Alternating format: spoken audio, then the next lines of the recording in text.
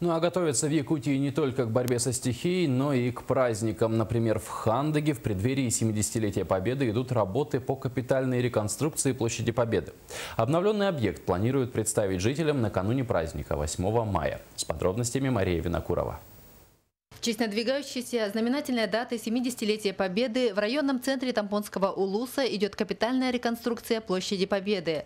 Обновленный объект предстанет перед хандагчанами 8 мая. С наступлением теплых дней в Парке Победы вовсю закипели реставрационные работы, большую часть которых планируется завершить к началу праздника. Из поселкового бюджета на реставрацию выделено около 2 миллионов рублей. За время существования мемориального комплекса «Площадь Победы», а он появился в Хандаге в 2003 году, капитальный ремонт не проводился. Раньше обновляли постамент памятника Герою Советского Союза Федору Охлопкову. Была сварена оградка к памятнику летчикам перегоночной авиации «Аляска-Сибирь». Но вот заменой тротуарной плитки никто не занимался. Там уже работает 4 человека.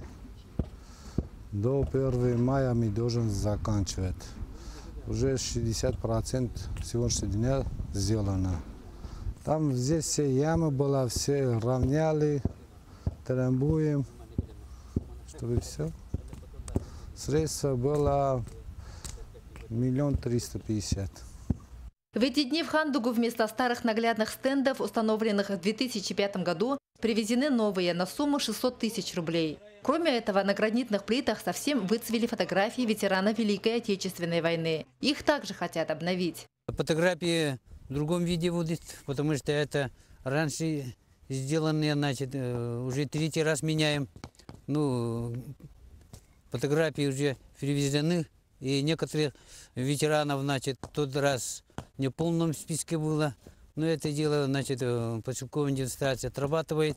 Я думаю, 9 мая в обновленном виде фотографии ветеранов войны будет, значит, оформлена. Там же на площади Победы 8 мая состоится торжественное открытие мемориальных досок Герою Советского Союза Владимиру Лонгинову и полному кавалеру орденов славы Ивану Акаловичу, которые ушли на войну из Тампонского района. Хандагчане в полной боевой готовности ждут победный май.